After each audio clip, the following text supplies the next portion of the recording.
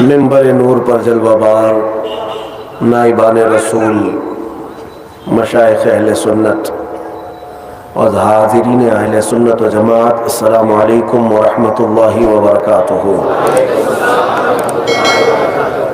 الحمد للہ الحنان المنان الذي خلق الانسان وعلمه البيان، والصلاة والسلام على رسوله سيد الانس والجان وعلى آله واصحابه ذوي الخير والاحسان، اما بعد فاعوذ بالله من الشيطان الرجيم، بسم الله الرحمن الرحيم۔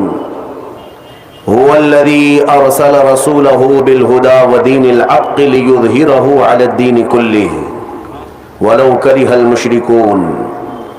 صدق الله مولانا العظيم وبلغنا رسوله النبي الأمين المتين المختار الكريم، ونحن على ذلك من الشاهدين والشاكرين والحمد لله رب العالمين۔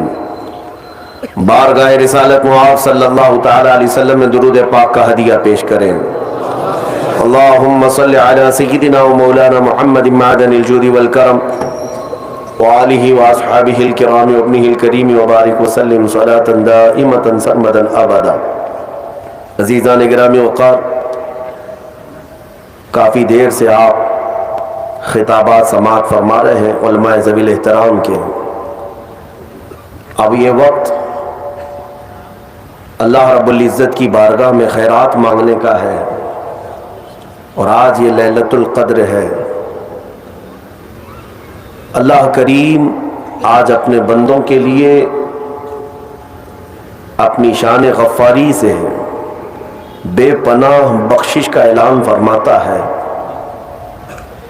کاش ان بخشے ہوئے لوگوں میں ہمارا بھی نام شامل ہو جائے۔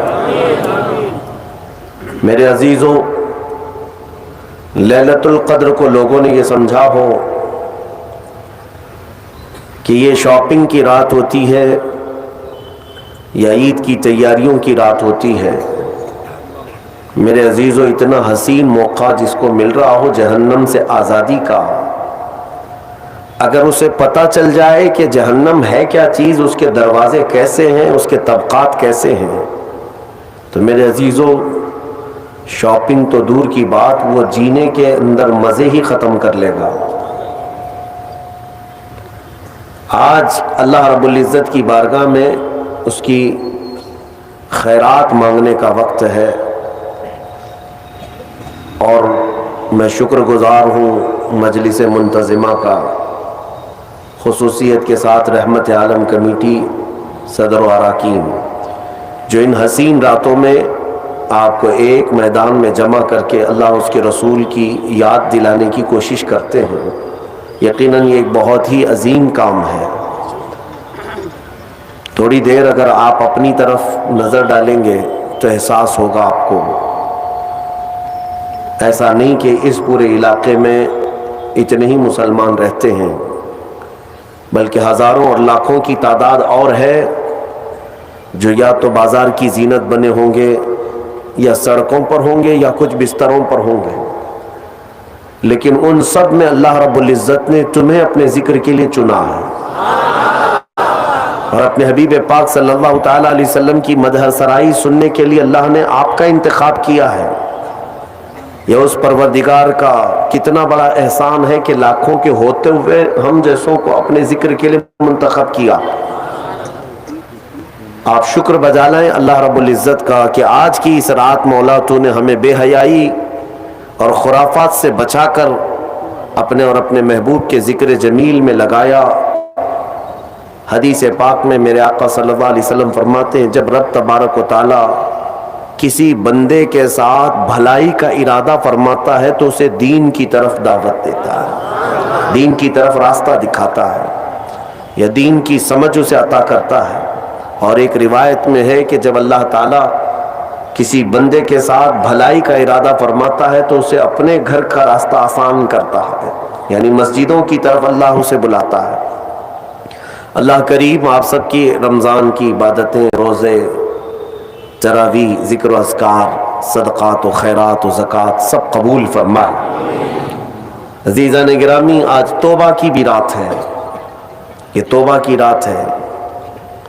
بعض صوفیہ اکرام اس کو توبہ کی رات سے بھی منسوب کرتے ہیں کہ اس سے بہتر موقع کب ملے گا آپ کو کہ خود رحمان یہ فرما رہا ہے کہ کوئی ہے مجھ سے بخشش طلب کرے میں اسے معاف کر دوں. تو یہ آج کی رات توبہ اسی لیے بھی میں عرض کر رہا ہوں کہ اللہ نے سورہ نور میں ارشاد فرمایا وَتُوبُوا إِلَى اللَّهِ جَمِيعًا أَيُّهَا الْمُؤْمِنُونَ لَعَلَّكُمْ تُفْلِحُونَ. اے ایمان والو تم سب کے سب مل کر کے اللہ کی بارگاہ میں توبہ کرو، ان قریب کامیاب ہو جاؤ گے. یعنی توبہ کو بھی رب ذوالجلال نے فرمایا تمہاری کامیابی کی سیڑھی ہے.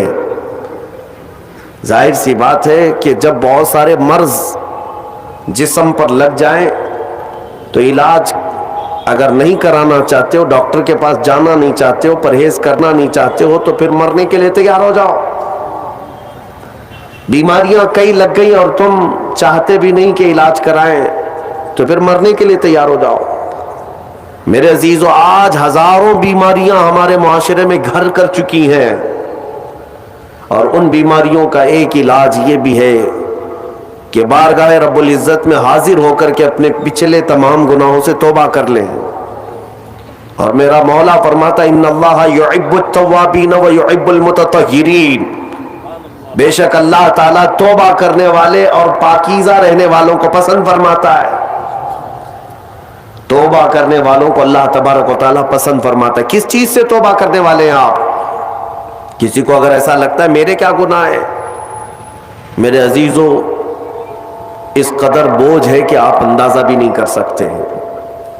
آج کی رات کسی کو غرور اور گھمنڈ بھی نہ آئے کہ میں نے رمضان کی پوری تراویح پڑھ لی ہے، پورے روزے رکھ لیے، میرا کیا ہے. حساب کتاب میں اگر ہم عدل کے ترازو پر تولے جائیں تو پتہ نہیں ایک ہی روزے میں پھنس جائیں. اس لیے اور بھی دیگر بہت ساری بیماریاں گھر کر چکی ہیں. آج کی رات توبہ کرنا ہے. اے نوجوانوں، لوٹ آؤ، تمہارا رب تمہارے انتظار میں. یہ حدیث پاک کے الفاظ میں آپ کے سامنے رکھتا ہوں. میرے آقا صلی اللہ تعالی علیہ وسلم نے صحابہ سے پوچھا کہ اے میرے صحابہ بتاؤ، ایک شخص صحرا میں سفر کر رہا ہے. صحرا میں، صحرا آپ نے دیکھا نہیں ہوگا، ڈیزرٹ. ہم دیکھیں افریقہ کے صحرا اور مصر کے صحرا کو 200 کلومیٹر 300 کلومیٹر تک ایک درخت بھی نہیں نظر آتا. چاروں طرف سے میدان، آسمان ایسا لگتا ہے کہ زمین سے لگا ہوا ہے. جس طرف بھی منہ کرو راستہ تو کچھ ہے نہیں، ریت میں چلنا ہے. تو صحرا کی موت بھی مشہور ہے تاریخ میں.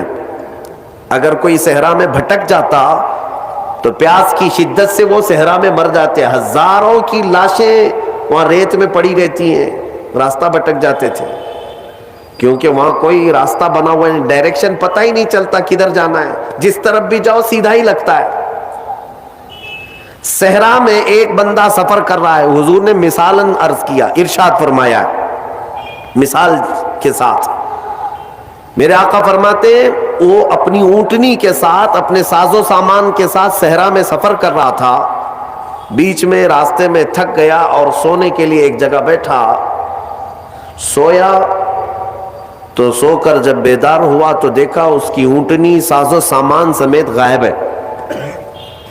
پورا اس کا توشہ دان، سارا ساز و سامان اور اونٹنی کے ساتھ غائب ہے. اب سفر کرے گا کیسے؟ صحرا میں جائے گا کدھر؟ اٹھنے کے بعد بہت تلاشا، اس کا اونٹ اسے نہیں ملا، نہ اس کا ساز و سامان. بھوک بھی شدت کی، پیاس بھی شدت کی. اب سفر اس کے لیے موت کا قریب کا وقت ہے، تھک گیا. میرے عزیزو، واپس وہ تھک ہار کر کے ایک جگہ سویا، ایک جگہ سو گیا. اور جب نیند سے بیدار ہوا تو دیکھا اس کی اونٹنی ساز و سامان کے ساتھ اس کے پاس کھڑی ہے. توجہ چاہتا ہوں. اب میرے آقا صلی اللہ علیہ وسلم صحابہ سے پوچھتے ہیں، یہ مثال عربوں کو دی گئی تھی کیونکہ وہ اونٹ کے سفر کو بھی جانتے تھے اور صحرا کو بھی جانتے تھے. حضور نے پوچھا صحابہ سے، اس اونٹنی والے کو کتنی خوشی ہوگی، تھک ہار کر کے ساری امیدیں ختم ہو گئی تھی، پھر اچانک اس کو ساز و سامان کے ساتھ اس کی سواری مل گئی تو کتنی خوشی ہوگی. صحابہ نے کہا یا رسول اللہ اس کی زندگی کی وہ سب سے بڑی خوشی ہوگی، کیونکہ اس کی کھوئی ہوئی چیز مل گئی، اس کا راستہ اب آسان ہو جائے گا، اس کے زندہ رہنے کی امیدیں جاگ گئی. نبی اکرم صلی اللہ تعالی علیہ وسلم ارشاد فرماتے ہیں بلا تشبیہ و بلا تمثیل، میرے آقا فرماتے ہیں اے میرے صحابہ، اس سے زیادہ خوشی جب بندہ گناہوں سے توبہ کر کے آتا ہے تو مولا خوش ہوتا ہے کہ میرا بندہ میرے پاس واپس آ گیا، میرا بندہ میرے پاس واپس آ گیا. اور رب تبارک و تعالیٰ فرشتوں پر رشک فرماتا ہے،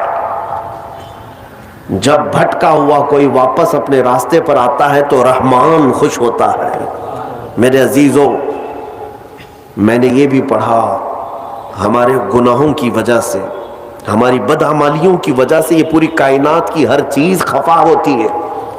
آپ کیا سمجھتے ہیں کہ یہ درخت تمہیں سلام کر رہے ہوتے ہیں، یہ زمین یہ آسمان تمہیں دعائیں دے رہے ہوتے ہیں؟ یہ ہمارے گناہوں کو اپنے سامنے آنکھوں سے دیکھ کر کے اللہ کی بارگاہ میں کہتے مولا تو انہیں ہلاک کیوں نہیں کرتا؟ زمین بھی کہتی ہے کہ مولا تو حکم دے میں پھٹ جاؤں اور اندر ان کو سمو لوں. یہاں تک کہ فرمایا گیا سمندر روزانہ جلال میں آتا ہے گناہوں کی کثرت کی وجہ سے. یہ جو عیاشیاں زمین پر کرتے ہیں بندے، اللہ کی زمین ہے، سلطنت اس کی ہے، حکومت اسی کی ہے، کھاتے اسی کا ہو، پیتے اسی کا ہو، اور نافرمانی اسی کی زمین پر. تو سمندر روزانہ 2 مرتبہ جلال میں آتا ہے، غصے میں آتا ہے، اور باہر نکل کر کے آتا ہے اور کہتا ہے مولا تو مجھے حکم دے دے، اجازت دے دے، میں ایسی تباہی لاؤں گا کہ ان کے گھروں کے چھتیں اکھڑ جائیں اور ان کا نشان ختم ہو جائے. رب تبارک و تعالیٰ کا حکم ہوتا ہے سمندر تو واپس چلا جا، میں اپنے بندوں کے توبہ کا انتظار کر رہا ہوں. سمندر کو واپس کر دیا جاتا ہے. آپ دیکھیں پانی ابال کھاتا ہے، موجیں تھپیڑے مارتے ہوئے کنارے تک آتی ہیں اور پھر چلی جاتی ہیں، پھر چلی جاتی ہیں.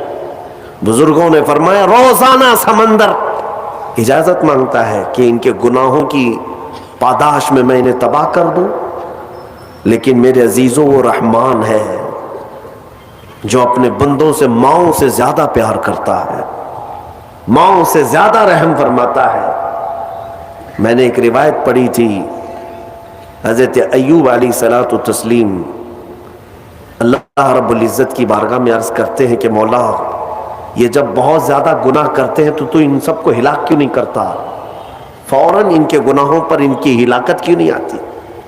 آپ سے کہا گیا، آپ کو حکم ہوا کہ آپ مٹی کے مٹکے بنائیں، خوبصورت سے خوبصورت. حکم خدا تھا تو وہ بنانے پر لگ گئے،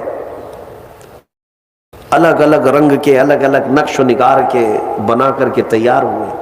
تو رب تعالیٰ نے فرمایا اب ایک لائن سے ایک ایک کو توڑتے آؤ.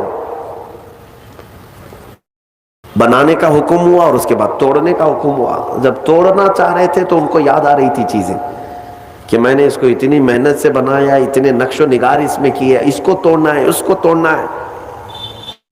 ان کا دل پسیج گیا کہ اپنی محنت سے ہاتھوں سے بنایا ہوا یہ مٹکا ہے، اس کو اپنے ہاتھوں سے توڑ دو. حکم تھا رب تعالیٰ کا. تو رب تبارک و تعالیٰ نے فرمایا ایوب تم نے مٹی کے مٹکے ہاتھوں سے بنائے اور توڑنے کا تمہارا دل نہیں کرتا، یہ پورے بندے میری دست قدرت سے بنائے ہوئے ہیں. یہ رب تبارک و تعالیٰ کی مخلوق ہے، کیا میں ان کو ایسے ہی ہلاک کر دوں؟ میرے عزیزو جلدی عذاب نہیں آتا. چوریاں بھی عروج پر ہوتی ہیں، زنا بھی عروج پر ہوتے ہیں، ڈکیت بھی ہوتے رہتے ہیں، لیکن پھر بھی مولا کریم مہلت پر مہلت دیتا ہے، مہلت پر مہلت. جلد کسی کے گناہوں کو آشکار بھی نہیں کیا جاتا. ہاں حضرت عمر فاروق رضی اللہ تعالیٰ عنہ کے زمانے میں ایک شخص شراب کے جرم میں پکڑا گیا، اس کو سزا کے لیے لایا گیا. تو اس نے کہا کہ حضور معاف کر دیں، میرا پہلا جرم ہے، اس کے بعد نہیں کروں گا. آپ نے فرمایا تو جھوٹ بولتا ہے، تو جھوٹ بولتا ہے. کہا کہ نہیں سچ کہہ رہا ہوں کہ پہلی بار پکڑا گیا ہوں, پہلی بار میں نے ایسا کیا ہے. انہوں نے کہا نہیں تو جھوٹ بولتا ہے, جب سختی کی گئی تو پتا چلا اس نے اس سے پہلے 10 بار کیا ہے. لوگوں نے پوچھا آپ اتنا یقین کے ساتھ کیسے کہہ رہے؟ امیر المومنین نے فرمایا مجھے میرے رب کی ذات پر یقین ہے, وہ پہلے گناہ پر جلدی پکڑ نہیں کرتا, چھپاتا ہے. مولانا روم رحمت اللہ تعالی علیہ فرماتے ہیں مثنوی میں, آپ کو میں بتاتا ہوں میرے عزیزو, آج پلٹنے کی رات ہے, آج واپس بارگاہ رب میں آنے کی رات ہے. میں نوجوانوں سے آج صرف اپیل کر سکتا ہوں, چھوڑو اس لالو رنگ کی دنیا کو, اس سے ہونا کچھ نہیں ہے سوائے داغ دھبے کے. تم اپنی زندگی کو اگر عیاشیوں کے نظر کر دو گے کہ کچھ نہیں حاصل ہونا ہے, کچھ نہیں حاصل ہونا ہے. ان گناہوں کی لذت زیادہ دیر کی نہیں, بہت جلدی ایکسپائر ہو جاتی ہے, اور نیکیوں کی لذت قبر نہیں حشر میں بھی باقی رہتی ہے. چھوڑ دو ان زندگیوں کو اور واپس آؤ بارگاہ مولا میں. مولانا روم فرماتے ہیں مدینے میں ایک سارنگی رہتا تھا, سارنگی بانسری بجانے والا, اسی سے اس کی کمائی چلتی تھی. بجاتا تھا سریلی آواز, سریلی اس سے میوزک نکلتی تھی, لوگ سنتے تھے. وقت گزرتا گیا, اسی کی کمائی میں چلتے رہے. لیکن ایک بات یاد رکھنا ہے نوجوانوں, وقت سب کے ساتھ ہمیشہ ویسا نہیں رہتا. آج جو نوجوان ہیں کل بوڑھے ہو جائیں گے. آج بہت سارے نوجوان یہ سمجھتے ہیں کہ مجھے کیا فرق ہے, میرے پاس طاقت ہے, قوت ہے, میرے پاس مال ہے, میں جو چاہوں کر لوں گا. وقت سب کے ساتھ یکساں نہیں رہتا, بہت جلدی چیزیں زائل ہو جاتی ہیں, ختم ہو جاتی ہیں. ہم نے ان لوگوں کو بھی دیکھا ہے جن کے بارے میں, ابھی میں زیادہ پرانی بات نہیں کر رہا ہوں, 10 سال پہلے کی بات, جن کا یہ اعلان تھا کہ اتنا مال ہے کہ ہماری 7 پشتیں کھا سکتی ہیں, لیکن اسی بندے کو میں آج دیکھتا ہوں وہ 10-10 روپے مانگتا ہے, 10-10 روپیہ آج بھی مانگتا ہے. کہاں گئی دولت؟ ایک حالت میں ہمیشہ انسان نہیں رہتا, بدل جایا کرتی ہیں کیفیتیں. وہ سارنگی جو زندگی بھر بانسری بجا بجا کر کے پیسہ کماتا تھا, 80 سال کا ہو گیا, سانس پھولنے لگی. اب جب سانس پھولنے لگی تو بانسری بجتی نہیں, لے ٹوٹ جاتی ہے. لوگ نہیں سنتے تھے, کہتے تھے بڑھاپے میں اس کی بانسری بجتی ہی نہیں, کیا بات اس کی باجے کو سنے. لوگ چھوڑ کر کے جانے لگے, نہ کوئی محفل گرم ہوتی, نہ کوئی اس کو پیسہ دینے والا تھا. اور اب تو ایسے حالت ہو گئی کہ اس بوڑھے کے 80 سال کی عمر میں پیٹ کے لالے پڑ گئے, کھانے پینے کے لیے کچھ نہیں ہے. جو کچھ بھی ملتا تھا وہ بانسری کے بجانے سے ملتا تھا. تھک ہار کر کے اپنی بانسری کو لے کر کے آیا جنت البقیع قبرستان, مدینہ طیبہ کا مشہور قبرستان. غالباً ایسی کوئی مقدس رات رہی ہوگی, یہ حضرت عمر فاروق کا زمانہ ہے. رات کافی ہو چکی, مدینہ سو رہا, مدینے کے لوگ سو رہے ہیں, اور وہ قبرستان میں آیا اور قبروں کو دیکھنے لگا. کہا عنقریب میرا بھی یہیں جانا ہے, مجھے بھی منو مٹی تلے اب دب جانا ہے. چند لمحوں کا میں مہمان ہوں, چند دنوں کا پتہ نہیں. اور زندگی بھر بانسری بجا بجا کر کے کھاتا رہا. آج کے دن اس نے کیا کیا, بانسری اٹھایا اور توڑ دیا, لکڑی کی ہوتی تھی, توڑ دیا اور کہا اے رحمان تیرا بندہ ہوں, دنیا نے مجھے کھلانا پلانا چھوڑ دیا ہے, کیا اب تو بھی نہیں کھلائے گا, کیا تو بھی نہیں پلائے گا. وہ پکارتا رہا اور روتا رہا, اور کہا میرے پاس اس کے علاوہ اب کوئی دروازہ باقی نہیں ہے کہ میں پلٹ کر کسی اور سے سوال کروں. لوگ عزت دیا کرتے تھے, بانسری والا سارنگی والا بڑی میٹھی آواز میں بجاتا تھا. آج جب ایسی کیفیت آئی تو سارنگی بانسری توڑ دیا اور پکارتا پکارتا تھک ہار کر اسی قبرستان میں مٹی میں ہی سو گیا, تھک کر کے گر گیا نیچے. جانتے ہیں سیدنا عمر ابن خطاب رضی اللہ تعالیٰ عنہ مسجد نبوی میں رات کے وقت قرآن پڑھ رہے تھے, عبادت میں مشغول تھے. آپ کی آنکھیں کیا بند ہوئی, مصطفیٰ کریم صلی اللہ تعالی علیہ وسلم تشریف لائے. کہا عمر اٹھو مسجد سے، جاؤ جنت البقیع میں میرا ایک غریب امتی بھوکا ہے، میرا ایک غریب امتی بھوکا ہے، میرے رب نے حکم دیا کہ اس کے کھانے پینے کا انتظام کرو. اللہ اکبر. حضرت عمر بیدار ہوئے کہ رسول پاک صلی اللہ علیہ وسلم حکم فرمائے اور رحمان کا حکم آیا کہ کوئی کھانے کے لیے مجبور ہے. تو حضرت عمر کہتے ہیں کہ ضرور کوئی مقدس مہمان ہے میرے مصطفیٰ کا، کوئی مقدس مہمان ہے، کوئی بڑا نیکوکار آدمی ہے جس کے لیے مولا نے حکم فرمایا. اپنے گھر سے توشہ بنوایا اور اچھی غذا بنوائی اور لے کر کے خود اپنے ہاتھ سے جنت البقیع آئے اس مہمان کو ڈھونڈنے کے لیے. کون مقدس مہمان ہے؟ پورے قبرستان میں کوئی نظر نہیں آیا اور اس مٹی پر یہی بوڑھا کمزور اپنی بانسری توڑے ہوئے گرا ہوا نظر آیا. آپ گئے، اس کو جگایا، پوچھا کون ہو؟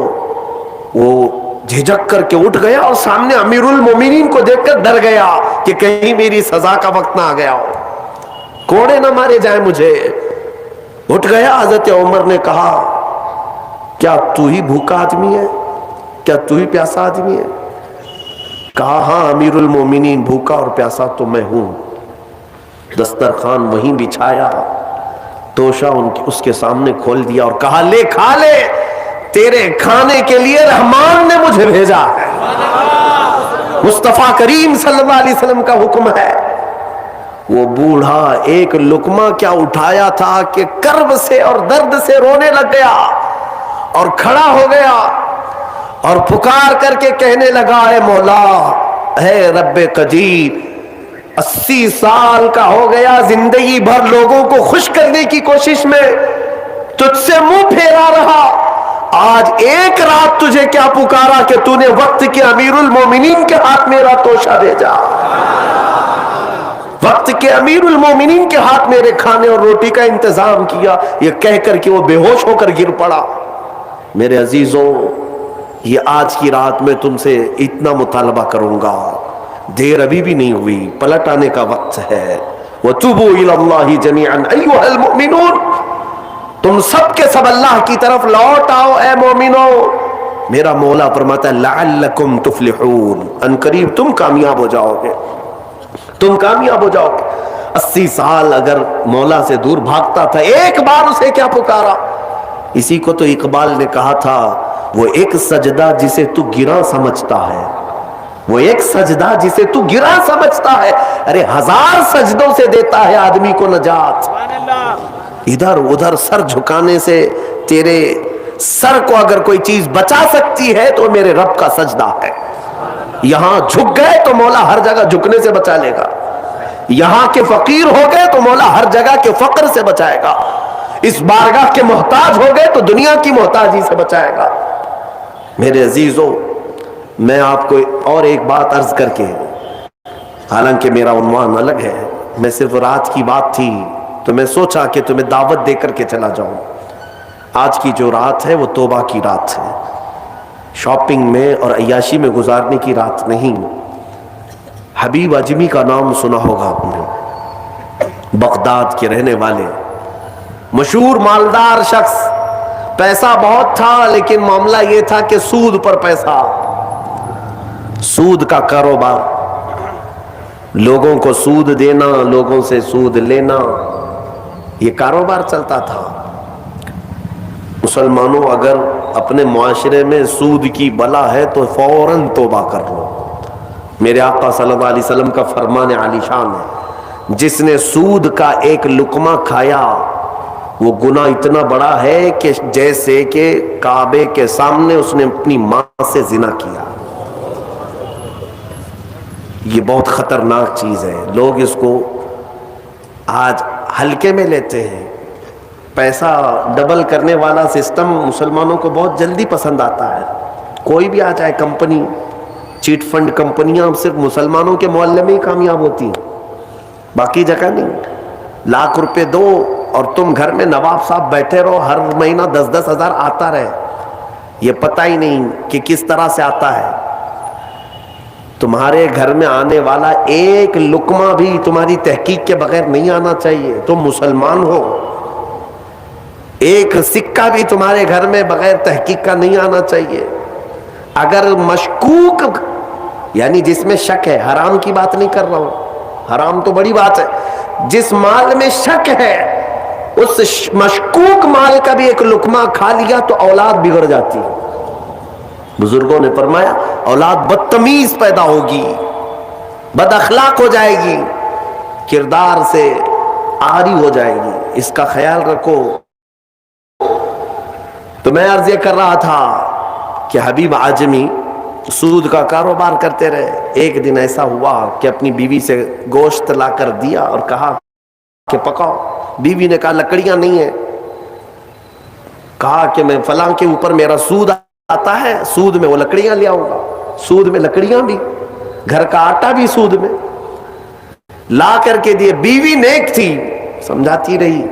اس دن دعا کرتی ہے مولا میرے شوہر، میرے سرتاج، میرے رفیق حیات کو ہدایت دے دے. جب چولہے پر یہ ہانڈی رکھی گئی، کھانا پک گیا یعنی سالن پکا تو اس نے اتارا. حبیب اجمی دسترخوان پر تھے. ہانڈی کھولی گئی تو اس میں پکتا ہوا خون تھا، خون کے علاوہ کچھ نہیں. حبیب اعجمی نے پوچھا یہ کیا ہے؟ بیوی نے کہا جب لوگوں کا مال سود میں لا کر کے دو گے تو اللہ تعالیٰ تمہیں دنیا میں ہی خون کھلا رہا ہے، آخرت میں کیا عذاب ہوگا. بات اثر کر گئی، بات اثر کر گئی دل پر، اور ڈر بھی گئے کہ اپنی آنکھوں سے دیکھا کہ پکتا ہوا گوشت خون بن چکا ہے. فوراً پورے جسم میں کپ کپی تاری ہو گئی. توبہ کیا، کھڑے ہو گئے.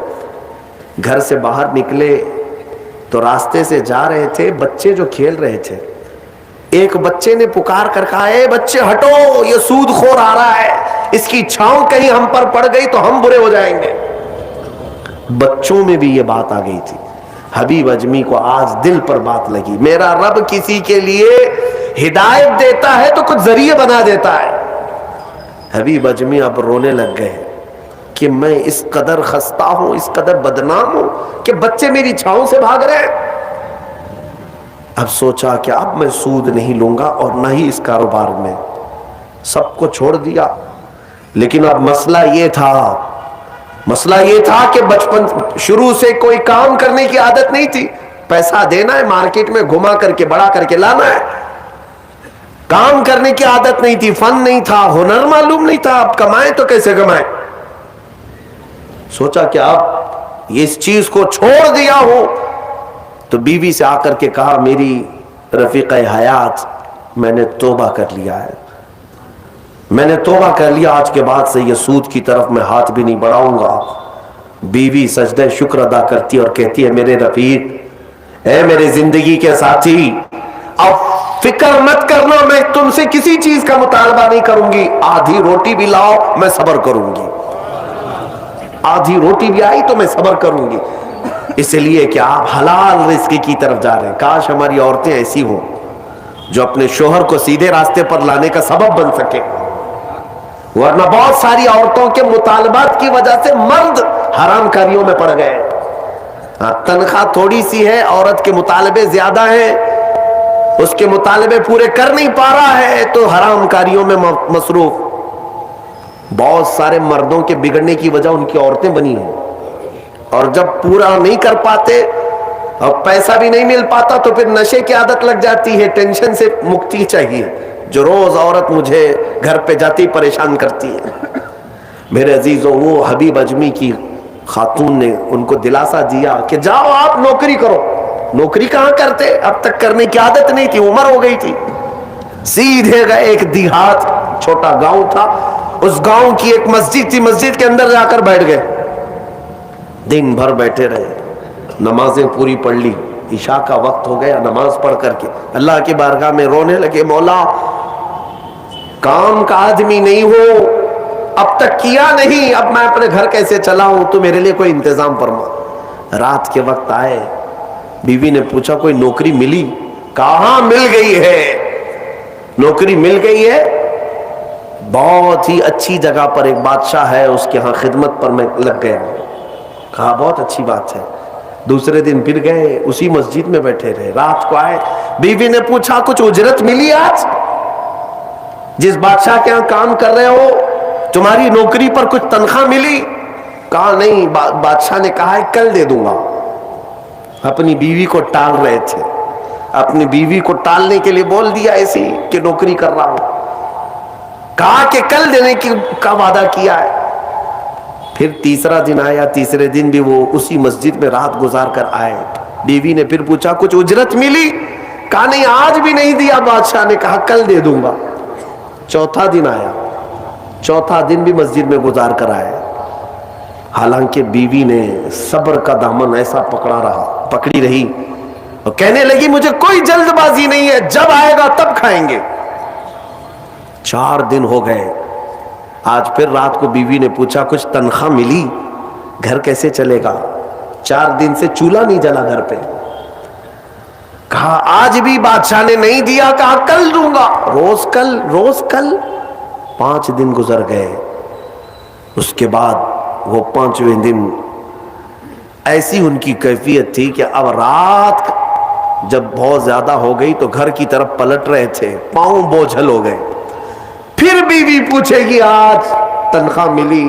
روز جھوٹ بول رہا ہوں, روز جھوٹ بول رہا ہوں, مجھے کون تنخواہ دے گا؟ آج کیا بولوں اپنی بیوی کو, اپنی شریک حیات کو.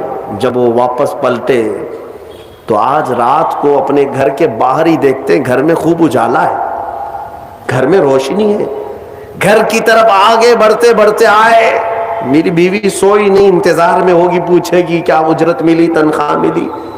لیکن جیسے ہی گھر کے اندر گئے, بڑا سا دسترخوان بچھا ہے, ہر قسم کے کھانے لگے ہوئے, کھانے لگے ہوئے ہیں. حیرت میں آ گئے. 5 دن کے کمانے کا کوئی ذریعہ نہیں. میری بیوی کے پاس بھی اتنا مال نہیں, یہ کہاں سے آیا دسترخوان؟ بیوی کو جلال میں پوچھنے لگے یہ دسترخوان کہاں سے آیا, یہ کھانا کیسے آیا؟ بیوی کہتی ہے کیا مذاق کرتے ہیں آپ, کیا مذاق کرتے ہیں آپ؟ آپ جس بادشاہ کے ہاں کام کرتے ہیں وہاں کا ایک سپاہی آیا تھا, وہی دسترخوان لے کر آیا اور سارا کھانا اسی نے دیا ہے, اور یہ مجھے کہہ کر گیا ہے اے خاتون تیرا شوہر رات میں آئے تو اسے کہہ دینا یہ تو 5 دن کی اجرت ہے, اور محنت کرے گا اور اجرت دی جائے گی. حبیب اجمی غش کھا کر گر پڑے. بیوی نے اٹھایا, پوچھا کیا بات ہے, کیوں غش کھا کر گر پڑے؟ ہوش آنے کے بعد کہتے میری رفیق حیات آج سچ بتاتا ہوں, میں نے کوئی نوکری نہیں کی, میں نکما آدمی, کوئی نوکری نہیں کی. مسجد میں جاتا تھا, خالی بیٹھا رہتا تھا. آج ڈر کر کے آ رہا تھا کہ تجھے جواب کیا دوں گا. وہ رحمان اس قدر غیرت مند ہے اپنے بندوں پر, اتنا رحیم ہے کہ تیرے سامنے شرمندہ ہونے سے بچانے کے لیے وہ جس کو بھیجا مولا وہ کسی بادشاہ کا سپاہی نہیں, وہ اسی رحمان کا کوئی فرشتہ آیا تھا جس نے کھانا دیا ہے. عزیزان گرامی, کہنے کے لیے بہت ساری باتیں ہیں, لیکن میں اتنی بات عرض کرنا چاہتا ہوں. زندگی گناہوں میں گزری, ایک بار توبہ کر کے حبیب اجمی کے آ گئے اور مولا کریم نے اپنے سارے دسترخوان ان کے لیے کشادہ کر دیے.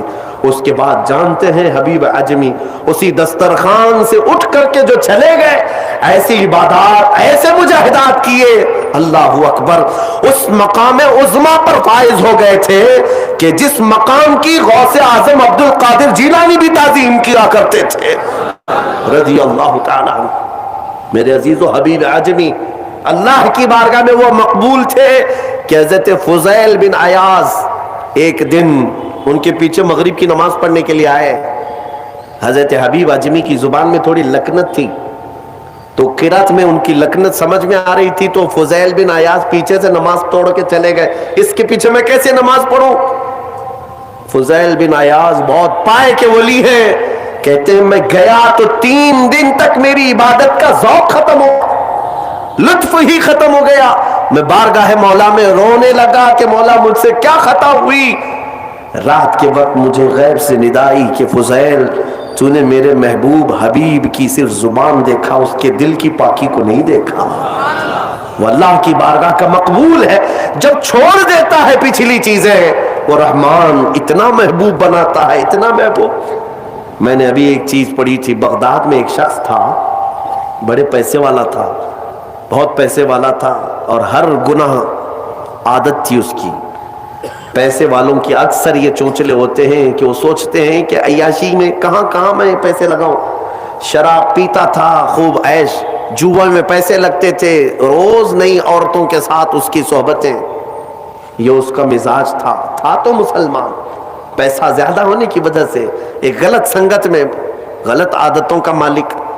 اس شخص کی عادت یہ تھی کہ روز ایک نیا گناہ کرتا تھا اور ڈائری بنایا ہوا تھا, اس میں سب لکھ بھی دیا کرتا تھا. آج میں نے اتنے پیسے کا جوا کھیلا, آج میں یہ فلاں شراب پی ہے, آج میں نے ان لڑکیوں سے زنا کیا ہے, آج میں فلاں جگہ یہ کیا. سب جو کرتوت ہوتے تھے سب ڈائری میں لکھتا تھا. اتنی بڑی ڈائری بھی بن گئی. ایک دن ایسا ہوا کہ گزر رہا تھا بازار سے, ایک خاتون کو دیکھا جو حسین تھی اور مجبور نظر آ رہی تھی. اس کے پاس گیا, کہا کیا چیز ہے؟ اس نے کہا مجھے مال کی ضرورت ہے. اس نے کہا چل میرے گھر, میری خواہش پوری کر, میں تجھے جتنا چاہیے وہ دے دیتا ہوں. وہ عورت چلی آئی ساتھ میں, وہ عورت آ گئی.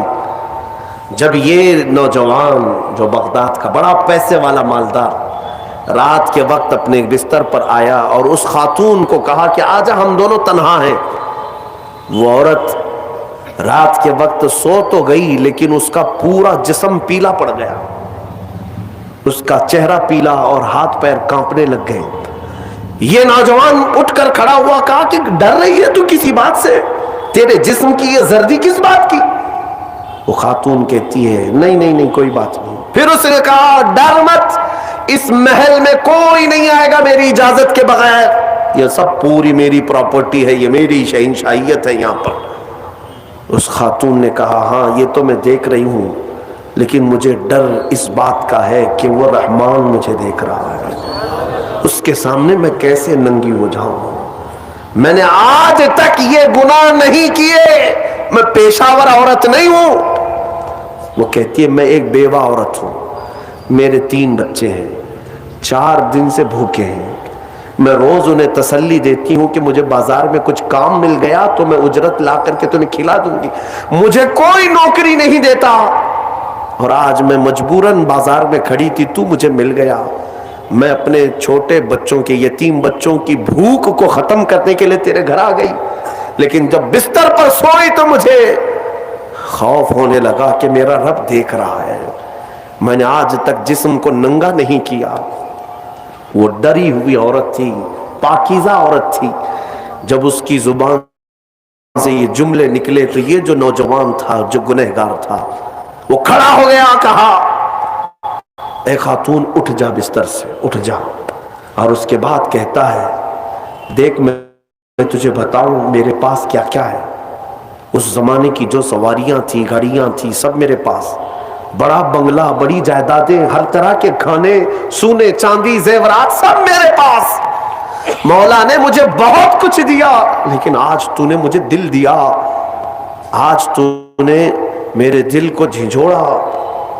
میرے پاس اتنی نعمتیں ہونے کے باوجود میں اب تک ڈرا نہیں اللہ سے, اور تیرے گھر میں کھانے کو ایک لقمہ بھی نہیں, پھر بھی تو اللہ سے ڈر رہی ہے. مجبور ہونے کے باوجود تو ڈر رہی ہے اللہ سے. اس خاتون نے کہا کہ اے نوجوان, مجبور ہو, امیر ہو یا غریب ہو, سب کا بادشاہ وہی ہے, حساب سب سے برابر لے گا. اس خاتون کو بہت سارے پیسے دے کر کے اس نوجوان نے رخصت کیا اور کہا جا تیرے بچوں کو کھلا, آج کے بعد کبھی بازار میں بھیک مت مانگنا, اور میں سمجھتا ہوں میرے گناہوں کا کفارہ ہے کہ میں تیری مدد کر دیا, تو باہر نہ آ. اور اس خاتون کو بھیج دیا. آج اس کو احساس ہوا اب تک کیسی زندگی گزارتا رہا, اس عورت نے مجھے جھنجھوڑ دیا ہے, جھنجھوڑ دیا ہے. رات کو مصلی بچھایا اور اللہ کی بارگاہ میں کھڑے ہو کر کہنے لگا مولا بہت گناہ کر چکا ہوں, بہت گناہ کر چکا ہوں, پورا جسم داغدار ہے. کیا مجھ جیسا آدمی بخشے جانے کے قابل ہے؟ کیا مجھ جیسا آدمی معاف کیے جانے کے قابل ہے؟ رویا جا رہا تھا. اور اس کے بعد وہ سر اٹھا کر کہتا ہے اے رب میں نے اتنے گناہ کیے کہ لکھتے لکھتے میری ڈائری بھر گئی ہے، بک بھر گئی ہے، پھر تیرے پاس جو فرشتے ہیں نامہ اعمال لکھنے والے انہوں نے کتنا. اور اس کے بعد ہاتھ جوڑ کر کہتا ہے رحمان اب تیرے دربار میں میں اتنی بات عرض کرتا ہوں، اگر میں بخشے جانے کے قابل ہوں تو مجھے معاف کر، یا تو پھر آسمان سے آگ بھیج کر کے مجھے ہلاک کر دے، مجھے ختم کر دے مولا، میں بہت داغدار ہوں، بہت داغ دھبے لگا دیے. وہ روتے روتے روتے تھک گیا اور اس کے بعد اٹھتا ہے. توجہ، گھر کے اندر جا کر آج سچی توبہ کیا تھا، ڈائری وہ پھاڑنے کے لیے گیا جس میں روز گناہ لکھتا تھا، جو پچھلے سارے تھے ریکارڈ، کہتا ہے پھاڑ کر کے ختم کر دوں گا، آج کے بعد نشان بھی نہیں رکھنا ہے. جب وہ اپنے کمرے میں آیا اس ڈائری کو اٹھایا جو برسوں سے لکھ رہا تھا، وہ حیرت سے ڈوب گیا اس بات پر کہ جب وہ ڈائری اٹھایا تو دیکھتا ہے پورے اوراق سفید ہے، لکھا کچھ نہیں،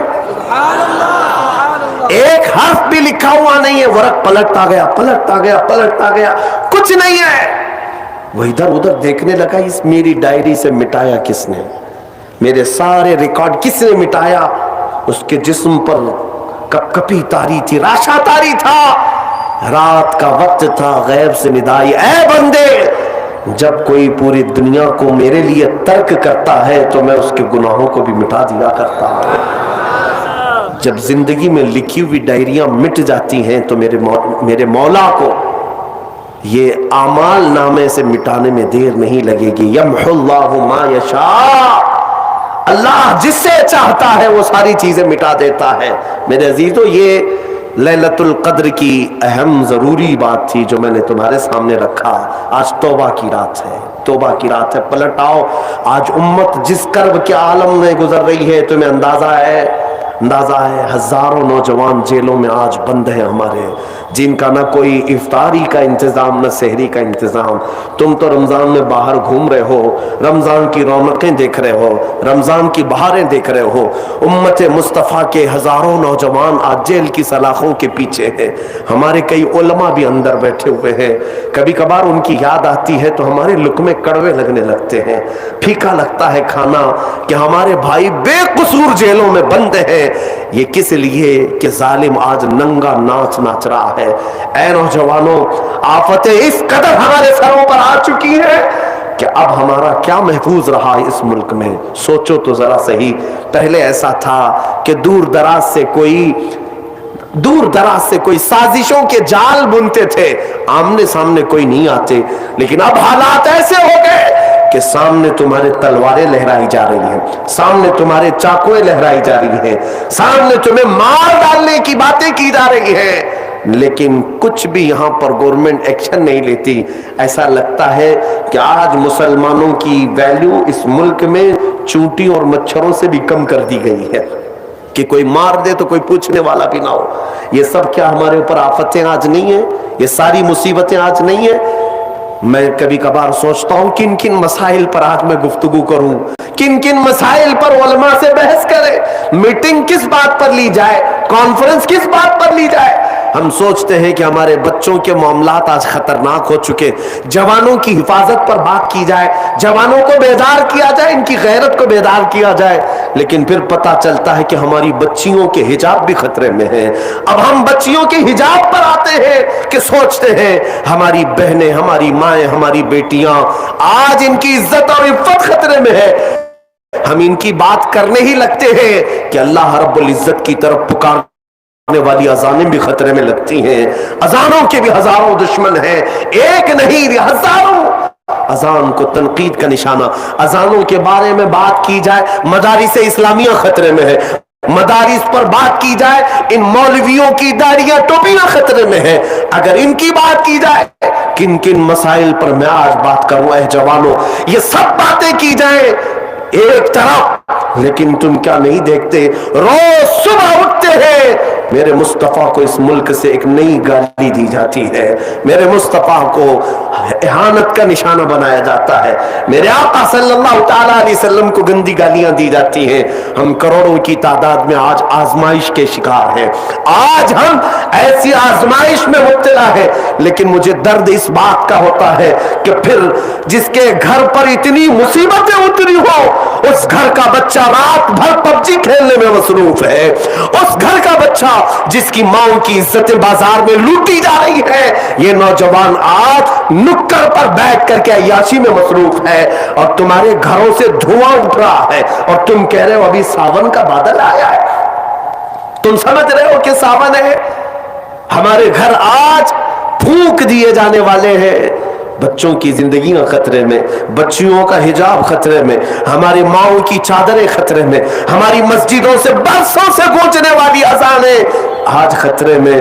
بلکہ کبھی کبھار ہم راستے سے گزرتے ہیں، میں حسرت سے ان میناروں کو دیکھتا ہوں جو مسجدوں کے ہیں، وہ مینار پکار رہے ہیں اے جوان آ جا، اگر تو آج نہیں آیا تو کل انہیں بھی گرا دیا جائے گا، انہیں بھی زمین بوس کر دیا جائے گا۔ کیا تم نہیں دیکھتے ان اونچے اونچے میناروں پر جو عظمت اسلام بلند کر رہے ہیں؟ یہ مسجدوں کے مینارے شو کے لیے نہیں لگائے جاتے، اسلام کی شان و شوکت بلند کر رہے ہوتے ہیں، لیکن ان میناروں پر آج جس طرح کے بھگوے جھنڈے لہرا کر تمہاری غیرت کو جھنجھوڑا جا رہا ہے، اے نوجوانوں کیا یہ سونے کا وقت ہے؟ کیا یہ عیاشی کا وقت ہے؟ کیا یہ عورتوں کے حسن میں دام فریب میں پھنسنے کا وقت ہے؟ کیا یہ پورے موبائل انٹرنیٹ پر اپنی جوانی کو برباد کرنے کا وقت ہے؟ نہیں ہے نوجوانوں، تمہیں جواب دینا ہوگا۔ میرے مصطفیٰ کریم کی غیرت مند امت ہو تم، کل قیامت کے دن اگر تم سے پکڑ کر وہ بچیاں پوچھے کہ ہمارے حجاب چھینے جا رہے تھے، ہمارے دوپٹے خطرے میں تھے، اے جوان تجھے اللہ نے طاقت دی تھی، تجھے جوانی دی تھی، کیا تو اپنی بہن کی عزت کے لیے آواز تک نہیں اٹھا سکتا تھا؟ اس وقت تمہارے پاس جواب کیا ہوگا؟ اے غیرت مند جوانوں، اٹھو نہیں تیرا نشیمن قصر سلطانی کے گنبد پر، تو شاہین ہے بسیرا کر پہاڑوں کی چٹانوں میں۔ اقبال نے بہت پہلے کہا تھا، نہ سنبھلو گے تو مٹ جاؤ گے اے ہندی مسلمانوں، تمہاری داستان تک نہ ہوگی داستانوں میں۔ آج پلٹ آنے کا دن ہے، آج واپس آنے کا دن ہے۔ آؤ اللہ رب العزت کی بارگاہ میں اپنے نبی کو گواہ بنا کر کے کہو، بہت جی لیا ان عیاشیوں میں، بہت جی لیا ان رنگینوں میں، بہت جی لیا ان رانائیوں میں، اب وقت ہے میرے مصطفیٰ کے رخ جمال جہاں آرا کو دیکھنے کا وقت ہے۔ اے جوانوں آؤ، پلٹ آؤ، ابھی بھی وقت تمہارے پاس ہے۔